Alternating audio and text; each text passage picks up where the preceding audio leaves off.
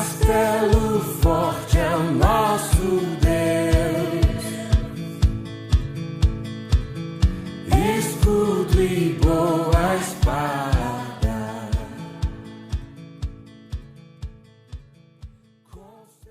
Olá, bom dia.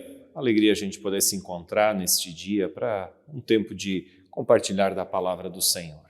O meu desejo é que esta palavra te encontre em boas condições de vida, de saúde, que a tua família esteja bem. O meu desejo é que quando fores assistir, não sei se hoje de manhã ou ao longo da semana, a bondosa, misericordiosa e graciosa mão de Deus esteja sobre tua vida, sobre tua casa. Nós temos conversado nos últimos domingos sobre os encontros de Jesus à mesa. Nós temos visto os diversos banquetes dos quais Jesus participou, isso segundo o Evangelho de Lucas. E nós vimos então que ao longo do Evangelho de Lucas, Jesus teve alguns encontros em torno da mesa. E sempre que Jesus estava à mesa, haviam ali pessoas que de alguma forma estavam ou para ouvir Jesus ou para tentar pegar Jesus em alguma contradição ou para questionar Jesus.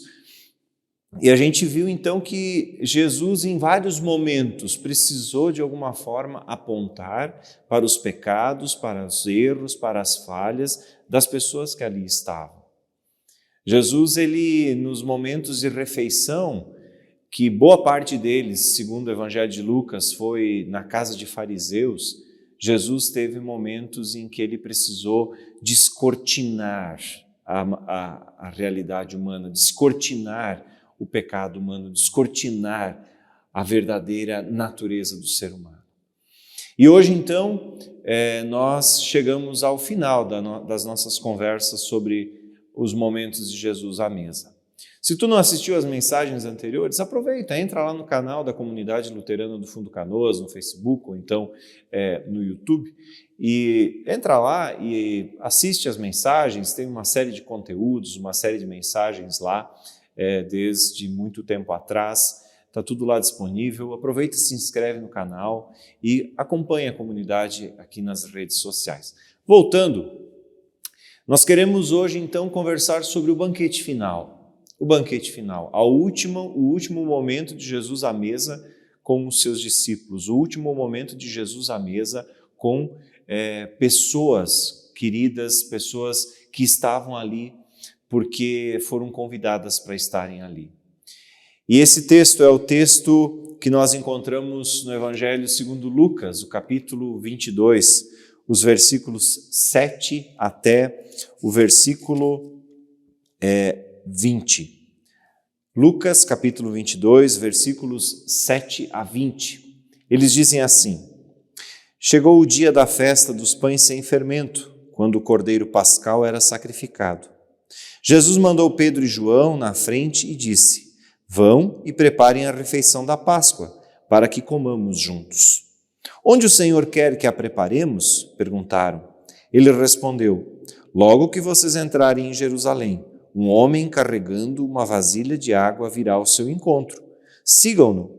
Na casa onde ele entrar, digam ao dono: O mestre pergunta: Onde fica o aposento no qual comerei a refeição da Páscoa com meus discípulos? Ele os levará a uma sala grande no andar superior, que já está arrumada. Preparem ali a refeição. Eles foram e encontraram tudo como Jesus tinha dito, e ali prepararam a refeição da Páscoa. Quando chegou a hora, Jesus e seus apóstolos tomaram lugar à mesa. Jesus disse: Estava ansioso para comer a refeição da Páscoa com vocês, antes do meu sofrimento. Pois eu lhes digo que agora não voltarei a comê-la até que ela se cumpra no reino de Deus. Então, tomou um cálice de vinho e agradeceu a Deus. Depois disse: Tomem isto e partilhem entre vocês, pois não beberei vinho outra vez até que venha o reino de Deus. Tomou o pão e agradeceu a Deus. Depois partiu-o e o deu aos seus discípulos, dizendo: Este é o meu corpo, entregue por vocês. Façam isso em memória de mim. Depois da ceia, Jesus tomou o cálice de vinho e disse: Este é o cálice da nova aliança, confirmada com o meu sangue, que é derramado como sacrifício por vocês. Esse é o texto, então, que nos conta a história da Santa Ceia, o último banquete de Jesus, o grande banquete, o banquete final de Jesus. E o contexto em que ele acontece é a Páscoa judaica. Na verdade, Jesus está celebrando com o povo de Israel, melhor dizendo, com os discípulos que são do povo de Israel, a Páscoa judaica. E a Páscoa judaica era um momento de rememorar, um momento de celebrar uma ação de Deus no passado, quando o povo era escravo no Egito, quando o povo era cativo, o povo de Israel era cativo no Egito, aquela história que nos diz lá em Gênesis, Êxodo, aquela história era revivida anualmente através da ceia judaica. E a ceia judaica, ela exigia um certo preparo, e Jesus aqui então fala de preparar a ceia. Primeira coisa que Jesus se preocupa é com o lugar. É interessante perceber que os discípulos, mas onde é que nós vamos preparar? E Jesus já sabe de antemão onde tudo será preparado. De acordo com um dos biblistas que eu consultei, um dos comentaristas bíblicos que eu consultei, ele diz que provavelmente esse mistério e essa revelação de última hora de onde Jesus teria o seu momento de Páscoa, o seu momento de ceia pascal, se deve ao fato de que os romanos estavam de olho e na primeira oportunidade que Jesus estivesse em algum lugar, por mais tempo talvez, ele seria aprisionado e por isso é mantido em sigilo até o último momento, até o momento adequado, o lugar de celebração da ceia. Faz sentido, né? Os romanos estavam procurando alguma forma de prender Jesus, de ter Jesus em suas mãos e sabendo de antemão onde a ceia seria preparada, talvez isso poderia gerar uma certa busca, uma certa exposição desnecessária. Mas fato é que Jesus já sabe de antemão onde será a ceia. E ele diz, olha, vocês vão até a cidade e encontrarão um homem carregando uma vasilha com água. Seria absolutamente inconfundível para os discípulos saberem quem era o homem. Por quê? Porque carregar vasilhas de água, normalmente, via de regra praticamente, não era tarefa masculina, era tarefa das mulheres. Portanto, seria talvez o único homem naquele dia a estar carregando uma vasilha com água na cidade. Então não teria erro, era fácil de saber quem era, porque talvez seria o único homem com uma vasilha de água. E eles então seguem esse homem, eles sabem, esse homem já sabe de antemão do que se trata e ele leva então os discípulos até uma sala ampla. Uma vez identificado o lugar, precisava-se então ir em busca de um cordeiro sem defeito. E esse cordeiro ele era comprado, esse cordeiro era levado ao templo, no templo ele era morto, sacrificado, e a carne desse animal então era trazida para a refeição. E além do cordeiro, além de levá-lo ao templo, além do lugar, também se precisava providenciar as ervas amargas e o pão sem fermento. Quando fala em preparar é isso, é a questão prática, né, da refeição em si. E quando Jesus, então, vê que tudo está pronto, vê que tudo está encaminhado, de acordo com as ordenanças de Êxodo capítulo 12, os versículos 1 e seguintes, então acontece a ceia. E Jesus está ansioso por viver esse momento, Jesus está ansioso por viver esse momento com os seus discípulos. Ele diz, olha, eu não comerei de novo até que o reino de Deus esteja consumado, até que o reino de Deus esteja visível, perceptível, até que o reino de Deus, até que eu possa comer de novo no reino de Deus. É uma Páscoa judaica que com a presença de Jesus, o Cordeiro vivo, ganha um novo significado. E a ceia ganha 2 ressignificados. Jesus, ele dá 2 ressignificados. A gente poderia falar muita coisa sobre o banquete final. Mas eu quero destacar aqui 2 pontos que são importantíssimos para a gente compreender o banquete final e entender o significado profundo por trás da ceia do Senhor, o significado profundo por trás da Santa Ceia. O primeiro desses significados é o significado assim chamado escatológico. A ceia aponta, Jesus, ele aponta para uma nova ceia que há de acontecer. Jesus aponta para um novo momento, para uma nova situação, para um novo tempo em que ele vai estar celebrando a ceia com os seus discípulos, com os crentes, com os salvos, com aqueles que foram alcançados por Jesus. Jesus aponta para uma nova ceia, para um novo tempo, para uma escatologia, para um final, quando o reino de Deus vai estar instituído. Jesus, com isso, está apontando para uma esperança e não para uma lembrança. A ceia judaica, ela celebrava uma lembrança.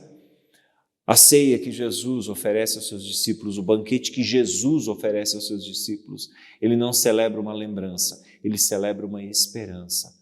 A esperança de que um dia Jesus novamente vai dividir o pão com a gente, vai dividir o suco de uva com a gente, o vinho com a gente, o fruto da videira.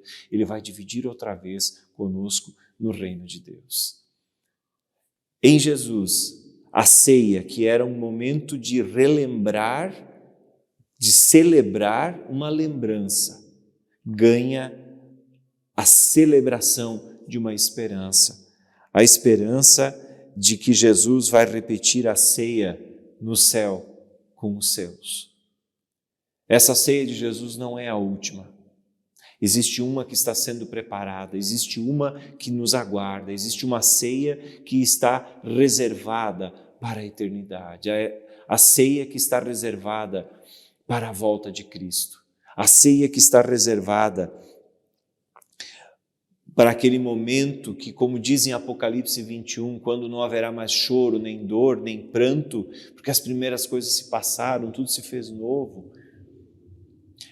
É um significado escatológico, é um significado que mostra o fim, que mostra que existe uma esperança, que mostra que existe não só a lembrança de um Deus que agiu no passado, mas de um Deus que vai agir no futuro, de um Deus que reserva para nós um espaço, um momento, um local onde a gente pode celebrar e viver graciosamente a vida com Cristo. A Santa Ceia me lembra que um dia tudo isso aqui que existe vai ser passado. A ceia, na compreensão de Jesus, quando ele diz: eu estava ansioso e eu não tornarei a comer esta ceia até que o reino de Deus esteja aí, me lembra que um dia tudo isso aqui vai ter passado. Por isso, querido, tu que me dá a honra da tua audiência, eu quero te dizer, nós estamos a caminho de casa, nós estamos a caminho da eternidade, nós estamos a caminho, nós estamos à espera da volta de Cristo. Essa relação da Santa Ceia com a volta de Cristo, ela nem sempre fica tão clara e tão evidente quando a gente celebra a ceia. Mas nós estamos celebrando antecipadamente e de maneira parcial a ceia que um dia nós teremos junto ao Cordeiro na glória. A Santa Ceia me fala de vida eterna. A Santa Ceia me transmite a mensagem de que Deus não nos abandonou, mas de que nós estamos temporariamente afastados, separados da presença de Deus. Porque um dia poderemos nós celebrar a ceia na glória com Cristo. E esse é o significado que Jesus dá, um novo significado. Se os judeus celebravam uma lembrança, Jesus nos ensina a celebrarmos uma esperança. A esperança de vida eterna, a esperança da salvação, a esperança de um novo céu, de uma nova terra, uma esperança que me aponta para um mundo em equilíbrio outra vez, para um mundo onde eu viverei para sempre com o Senhor Jesus. É o significado, além, futuro, esperança. Viver com Jesus, viver com Cristo é celebrar a esperança de um Jesus que venceu a morte, que venceu o pecado e que nos promete um dia dividir o pão e dividir o fruto da videira com a gente também. Esse é o primeiro novo significado que Jesus dá para a ceia. E a ressignificação, uma segunda ressignificação que Jesus dá para a ceia pascal, para a ceia judaica, é o significado soteriológico. É um palavrão que tu não precisa decorar, mas é o significado da salvação. Todos os anos, os judeus precisavam sacrificar animais. Todos os anos, os judeus precisavam ir ao templo, fazer sacrifícios, escolher o melhor animal, e isso sempre de novo, e repetindo, repetindo e repetindo. Era assim. A prática da espiritualidade judaica compreendia isso, de ter que sempre de novo fazer sacrifícios como forma de pedir perdão. E o novo significado que Jesus dá para a ceia pascal. E por isso nós não celebramos uma ceia judaica, mas nós celebramos uma ceia cristã. É quando Jesus diz: este é o sangue, este é o cálice da nova aliança feita no meu sangue. Este é o meu corpo que é dado por vós. O sacrifício de Jesus é um sacrifício absolutamente único, é um sacrifício absolutamente suficiente para a salvação. É uma nova aliança, aliança feita no sangue, para perdão de todos os pecados. Queridos, quando eu venho à ceia, eu quero olhar para a ceia a partir dos olhos de Jesus. Dos olhos de Jesus que dispensam sobre os discípulos que ali estão a sua graça. Graça que perdoa, graça que aceita, graça que recebe, graça que acolhe e graça que me impulsiona a viver numa constante luta para ficar longe do pecado. A ceia ganha o significado do perdão definitivo. A ceia em Jesus, a ceia pascal, o banquete final, ganha em Jesus o significado de que não precisamos mais sacrificar animais, não precisamos mais ir ao templo, não precisamos mais. Por quê? Porque a graça de Deus revelada em Jesus me acolhe, me recebe, me perdoa. E todo ser humano tem o desejo de acolhimento, de amor, de perdão, de graça, de se sentir-se amado, de se sentir-se aceito. A ceia que Jesus celebra com os discípulos, o banquete que Jesus celebra com os discípulos, é um banquete que tem a ver com a sua própria vida, com a sua própria razão de vir aqui à terra, com a própria razão de estar na terra, que é a razão da salvação humana. A tua vida foi salva, a tua vida foi restaurada quando Jesus se entrega na cruz. Quando Jesus naquela noite divide pão e suco de uva, quando Jesus naquela noite divide pão e vinho, ele está de alguma forma dizendo para o mundo: não precisa continuar do jeito como está, tu não precisa tentar achar a salvação pelas tuas próprias forças, tu não precisa, eu estou te dando, eu estou te dando. E que bênção, que dádiva, que graça, que coisa fantástica a gente poder saber que nós temos um Deus tão gracioso. A nova aliança é a aliança pela graça, graça imerecida, acolhimento imerecido, aceitação imerecida, não por méritos, mas por bondade de Deus. Jesus se entrega. Lá, na Páscoa judaica, era escolhido entre o rebanho os mais bonitos cordeiros. E esses cordeiros eram mortos na tentativa de encontrar um Deus amoroso. Jesus foi morto para que nós tivéssemos a certeza de um Deus amoroso, de um Deus que tem planos para a tua vida, de um Deus que fica profundamente entristecido quando tu ignoras esse convite de amor, quando tu não dá na mínima para esse convite de amor. A graça nos alcança. A ceia em Jesus ganha dois significados. Escatológico, um dia nós vamos poder de novo com Cristo. E soteriológico, de salvação. Em Jesus eu tenho a salvação. E sem Jesus eu não vou poder comer a ceia com o Cordeiro no céu um dia. Sem Jesus, sem a salvação que Jesus me dá, sem a salvação que precisa ser acolhida por ti e por mim, eu não vou poder ir para o céu para comer o banquete que Jesus está preparando. As coisas andam de mãos dadas. Celebramos uma esperança, celebramos sim uma esperança de um dia estarmos com Jesus, de podermos celebrar a ceia, de receber de suas mãos o pão, o fruto da videira, mas isso só é possível se eu entendo que na ceia, na cruz, Jesus se entrega. Quando ele diz, este é o meu corpo, este é o meu sangue, ele está fazendo uma referência àquilo que aconteceria minutos depois, horas depois, quando ele seria julgado, condenado, morto, mas ressuscitado também, para nos mostrar que o plano de Deus é um plano que se fecha, é um plano que não é um plano qualquer, mas é um plano de salvação e um plano de esperança. Toda vez que nós celebramos a ceia, nós somos lembrados de algo bem mais profundo que simplesmente a saída de um povo, de uma terra onde eles eram escravos. Nós celebramos um Deus que nos arranca da escravidão do pecado, que quer nos arrancar da escravidão do pecado. Tu foi arrancado já, só que se tu não quiser sair, Deus não vai te pegar à força. Mas o pecado já não precisa mais ter o poder de condenação sobre nós, porque na cruz de Cristo nós fomos perdoados. Mas a gente precisa se apropriar disso, a gente precisa tomar isso para si, isso é dádiva, isso é presente, isso é salvação imerecida. Nós somos lembrados do amor de Deus.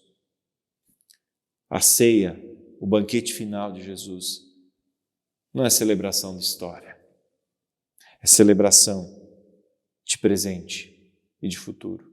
Perdão já agora. Perdão. Eu não preciso mais continuar curvado diante do pecado. Eu posso andar livre, porque Jesus me libertou. Eu posso andar completamente de cabeça erguida, porque Jesus me libertou. E eu vou viver nessa certeza, até o dia em que na glória eu puder comer o banquete final com Jesus também.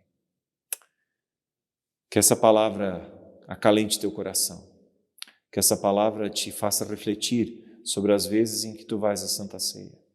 Que não seja só um momento litúrgico, ritualístico. É interessante a gente perceber como algumas pessoas, elas têm uma tradição diante da ceia.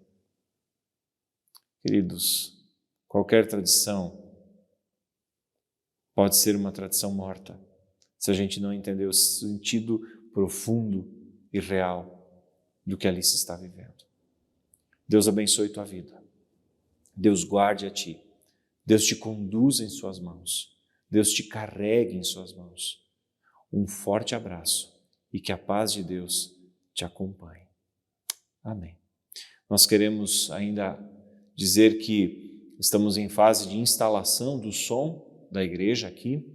Nesse mês de agosto, então, nós queremos fazer a instalação do som, tanto na igreja quanto no salão. Tivemos até agora a arrecadação de recursos, ainda tem algum recurso faltando, mas se tu quiser ofertar ainda, continuar ofertando, nós queremos então, desde já agradecer pelas ofertas e dizer que Deus tem suprido nossas necessidades e nós somos imensamente gratos por isso. Louvamos a Deus pela fidelidade de todos aqueles que ofertam, que doam com coração generoso, com coração cheio de alegria. Muito obrigado. Deus abençoe a tua vida. Eu desejo uma abençoada semana e que a paz de Deus contigo esteja. Até semana que vem. Tchau, tchau. Escudo e boa espada, com seu poder defende os seus, a sua igreja amada, com força e com furor, nos prova o tentador, com artimanhas traz e astúcias infernais. Igual mais não há na terra.